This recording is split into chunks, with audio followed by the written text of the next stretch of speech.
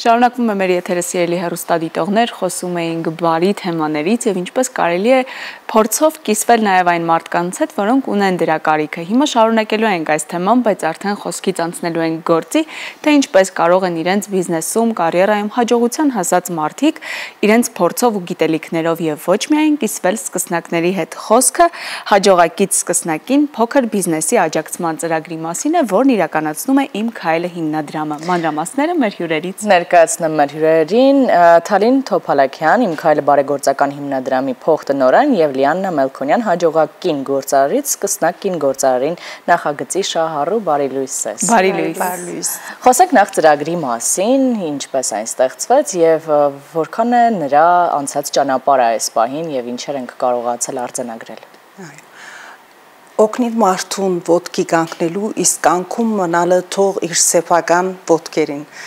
Ասեմ, որ այս փիլիսոփայությամբ եւ մարդասիրական առաքելության գոչված է Իմ քայլը բարեգործական հիմնադրամը։ Իմ քայլը բարեգործական հիմնադրամը Հայաստանի Հանրապետության վարչապետի Տիկին Աննա Հակոբյանի գլխավորությամբ գիրականացնե բազմատեսակ գրթական, մշակութային, սոցիալ-տնտեսական եւ գիտական ծրագրեր ողջ Հայաստանի Հանրապետությունում, որոնց մեկն է հաջողակից սկսնակին ծրագիրը։ Հաջողակից սկսնակի ծրագրի նպատակն է ոչ միայն փոքր ձեռնարկատիրությունները զարգացնել Հայաստանի Հանրապետությունում, այլև ստեղծել եւ ձևավորել նոր բարեգործության մշակույթ Հայաստանում եւ այն դարձնել ավանդույթ։ Իմ քայլի հիմնադրամը գամուր չհանդիսանում բարեգործների, նվիրատուների, տարբեր բնակավարներում հաջողության հասած մարդկանց եւ առաջին քայլերը իրականացնող մարդկանց մեջ։ Նախագիծները առաջին նախագիծը անցած տարի մեկնարկեց Իմ քայլի հիմնադրամը հաջողակից սկսնակ ծրագրի շրջանակում, որի անունն էր հաջողակին գործարարից սկսնակ կին գործարարի։ Դարին 2 անգամ իրականացնենք Քարնան եւ Աշնան, ամեն մեկ նախագիծ կսկսի բարեգործական ընթրիքով, որի ողջ հասույթը գուղվի նախագծի շահառուներին։ Անցած տարվա գին գործարարների նախագծի արդյունքում մենք արդեն ունենք 42 գործող բիզնեսներ Հայաստանի Հանրապետության տարբեր մարզերում, որոնց մեկն է Լիաննա Մելքոնյանը։ Լիաննայի օրինակով ներեցեք կարող ենք հասկանալ, թե ինչպես Լիաննան իմացավ այս ծրագրի մասին, ինչպես դիմեցիք կամ ով խորհուրդ տվեց, որ կարող եք դուք էլ մասնակցել ծրագրին եւ փորձ, գիտելիքներ, նոր հմտություններ եւ ֆինանսավորում ստանալ ձեր գաղափարը փոքր բիզնեսից ավելի մեծ դարձնելու ընթացքում։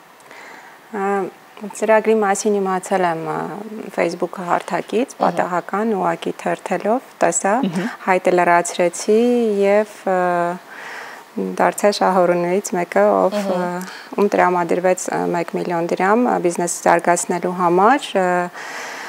եւ նաեւ ընտրվել եմ որպես Չինաստան այդ կատարելու հետ կապված, որ ինձ նույնպես ընտրել են որպես մասնակից, որպեսզի գնամ այնտեղ փորձառություն ձեռք բերեմ, այնտեղ ներկա եմ գտնվել AIBO ակադեմիայի սեմինարներին, որը նախատեսված է, որը կազմակերպում է միջազգային բիզնես սեմինարներ ղեկավարների համար։ Այսինքն դուք ունեիք արդեն հիմնադրած ձեր բիզնեսը եւ նաեւ ասենք թե ինչ բիզնես էր այն։ Հայկական խոտաբույսերից թեյեր են, կոչվում է Քարաբերդ թի։ Եվ արդեն ծրագրի միջոցով կարողացաք ավելի մեծ հմտություններ ստանալ, բացի այն նշված առավելություններից, որոնք որ կարողացաք ձեռք բերել եւ գումարի տեսքով եւ այցը, նաեւ ինչ հմտություններ կարողացաք ստանալ։ Փորձի փոխանակում էր եւ ճանաչողական այցեր, ինքը ավելի շատ տեղեկատվական, ընդհանուր մշակույթի, туриզմի եւ նորարարությունների հետ կապված։ Ընդհանուր նոր ծանոթություններ, փորձից ձեռք բերում եւ նաեւ ինչու՞ չէ աշխարհայացքի փոփոխություն, այո, ընդլայնում եւ այնտեղից նորարարությունների հետ կապված մտքեր եւ գաղափարներ, որը կարելի է ամոթաբակայում իրագործել։ Անցած տարվա մասնակիցները նաեւ մեկը մյուսին գործընկերներին պատմելով էլ կբերեն նոր շահառուներ այս ծրագրին։ Արդյոք հիմնադրամը պատրաստ է այս տարի այդպիսի մեծ հոսքի։ Այո, Ես նախ ասեմ, որ հիմնադրամը միայն դրամաշնորհով չի սահմանափակվիր, գրթությունը, նոր հմտություններ եւ գիտելիքներ ստանալը շահառուների շատ կարեւոր է հիմնադրամի համար, թե մշտաթիկ դարկման այցեր կկատարի, որպեսի բիզնեսներ ու ընթացքին հետևի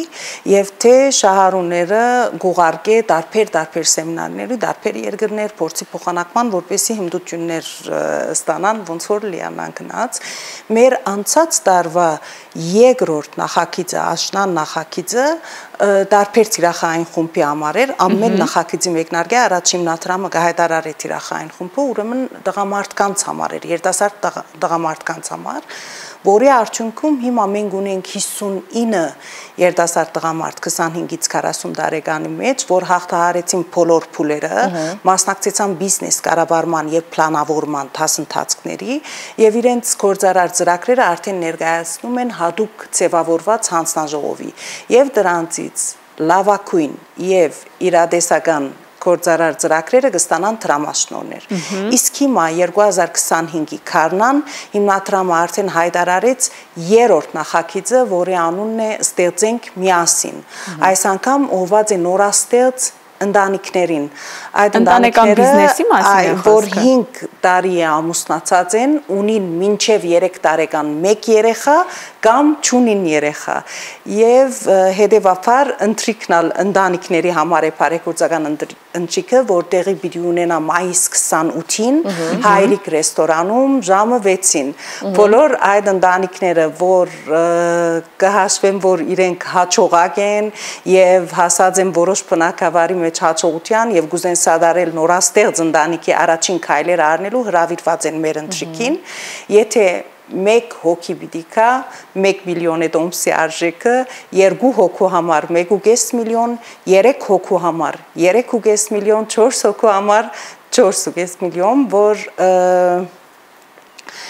ընդհանուր գումարին, այսինքն ընտանիքի անդամների մասնակցության համաձայն ընդհանուր գումարին հիմնադրամը զեղչ է արել 500,000 տայի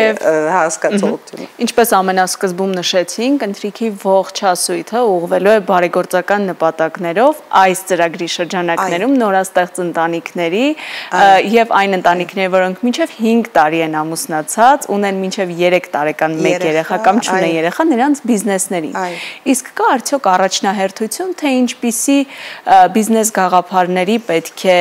առաջին շրջանում ֆինանսավորվի, արդյոք պետք է գործունեությունը ծավալեն միայն Հայաստանում, թե նախընտրելի է նաև Հայաստանի սահմաններից դուրս հայկական արտադրությունը դուրս գա։ Այո, որ ոլորտներն են ավելի լավ դիրքերում։ Այո, արտադրականը հիմնական եւ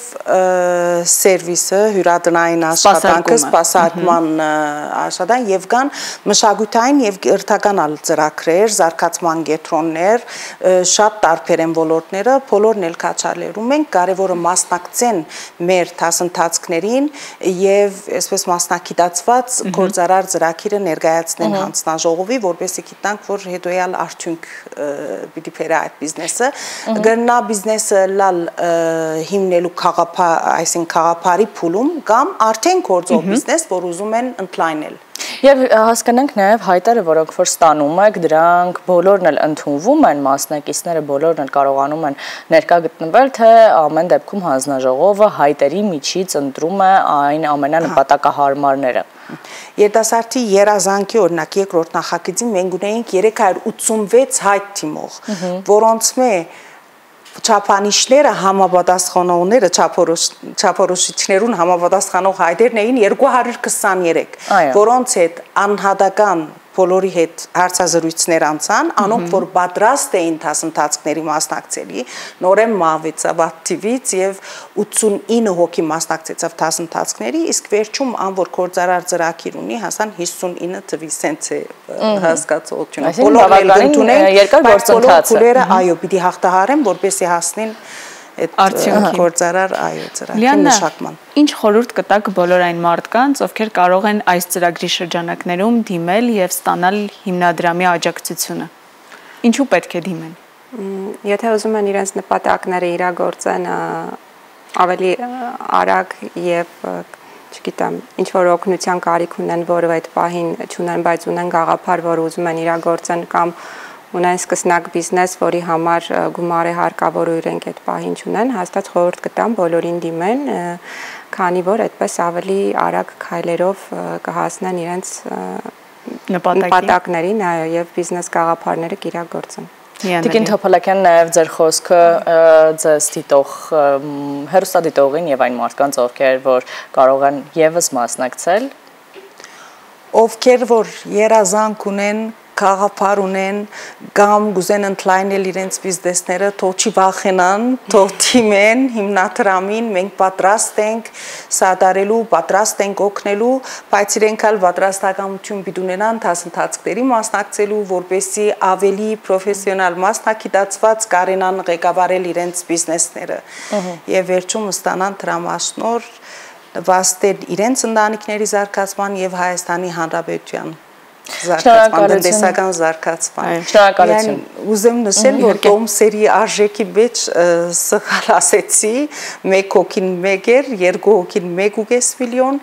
3 հոգին 2.5, իսկ 4 հոգին 3.5, 4.5 միլիոնի դոմս չկար։ Ես վստահ եմ, որ այս բոլոր տեղեկությունները կարող են գտնել նաև կայքում, մանրամասն ծանոթանալու դեպքում։ Դե ինչ, շնորհակալություն ձեզ, հաջողություն ենք մաղթում առաջիկա աշխատանքներում, իսկ մենք շարունակում ենք Սիրելի հեռուստադիտողներ այս բան երաժշտություն մեր եթերում։